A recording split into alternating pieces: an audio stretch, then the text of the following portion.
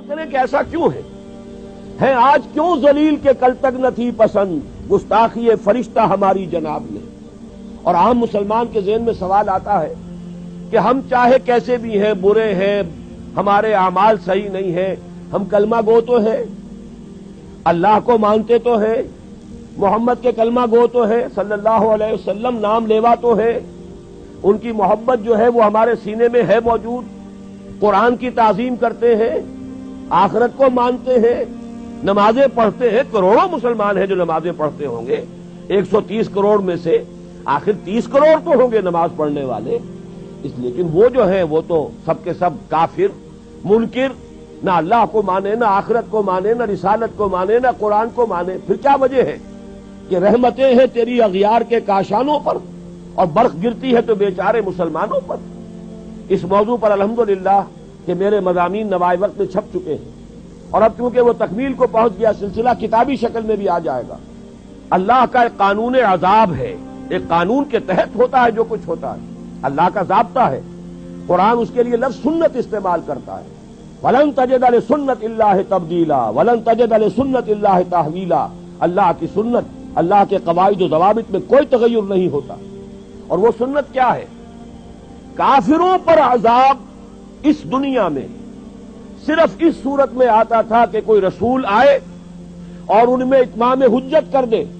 پھر اگر وہ بحیثیت مجموعی وہ قوم رسول کا انکار کرے تو اس قوم کو ختم کر دیا جاتا تھا. جیسے کہ حضرت نوح، حضرت ہود، حضرت صالح، حضرت شعیب، حضرت لوط اور آل فرعون، ان کا تذکرہ قرآن مجید میں سمجھتا ہوں کم سے کم 10 مرتبہ آیا ہے. یہ میں بہرحال حساب کر کے تو نہیں کہہ رہا، میرا اندازہ ہے کہ 10 مرتبہ یقیناً ان 6 اقوام کا تذکرہ ہے.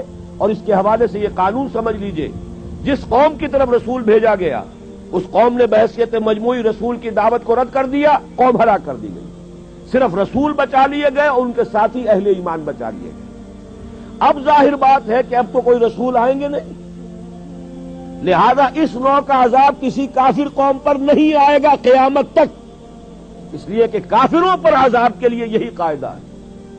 اب جو عذاب آئے گا ان پر جو عذاب ہے وہ آخرت کا عذاب ہے. اصل عذاب تو آخرت کا ہی ہے نا، اصل زندگی آخرت کی ابدی زندگی ہے. یہاں تو کیا ہے، قوم نوح ڈوب گئی، ختم ہو گئی، 2-4 ڈبکیاں دی ہوں گی، ہر آدمی نے جان نکل گئی. عذاب کیا آیا؟ اصل عذاب تو وہاں ہے جو آخرت کا ہوگا. دنیا میں عذاب آتا ہے مسلمانوں پر.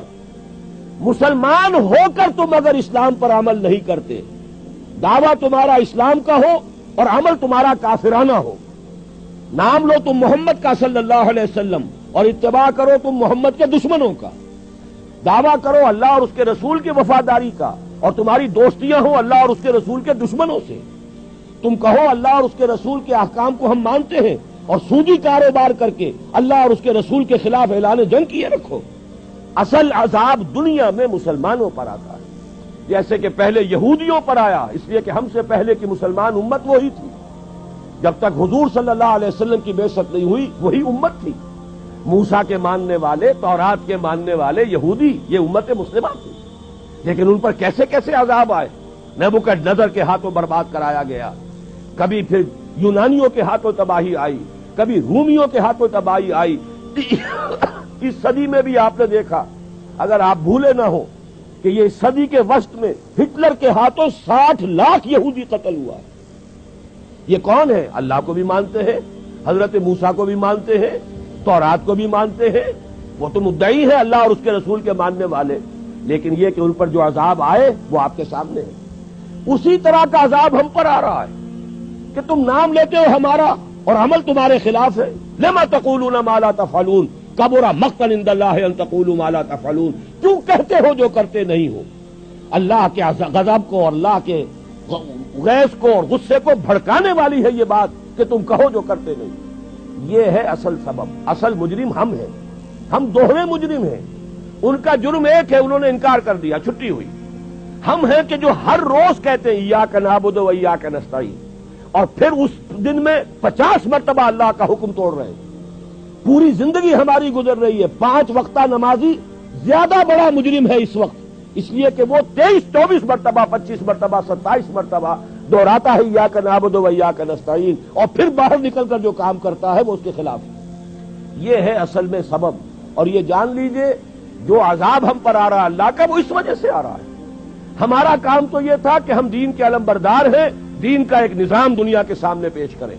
ابھی بڑا اچھا لفظ استعمال کیا ہے توکل صاحب نے, ماڈل دو نا. ایک انفرادی ماڈل ہوتا ہے. حضور صلی اللہ علیہ وسلم اپنی ذات میں ماڈل تھے, لقد کان لکم فی رسول اللہ اسوۃ حسنہ, لیکن حضور نے صرف ذاتی اور انفرادی ماڈل نہیں دیا, ایک اجتماعی ماڈل فراہم کر دیا, نظام قائم کر کے دکھا دیا. یہ ہے اللہ کا دین, یہ ہے اس کا سیاسی ڈھانچہ, یہ ہے اس کا معاشی ڈھانچہ, یہ ہے اس کی معاشرت, یہ ہے اس کی فیملی لاز, یہ ہے اس کے اندر تمام قوانین فوجداری اور دیوانی, یہ ہے یہاں پر قانون شہادت, یہ ہے سارا نظام. دیکھ لو, ٹھوک بجا کر دیکھ لو, یہ نظام ہے. جب تک وہ ماڈل مسلمان قائم نہیں کریں گے یہی عذاب کے کوڑے برستے رہیں گے. سخت سے سخت تر عذاب آئے گا.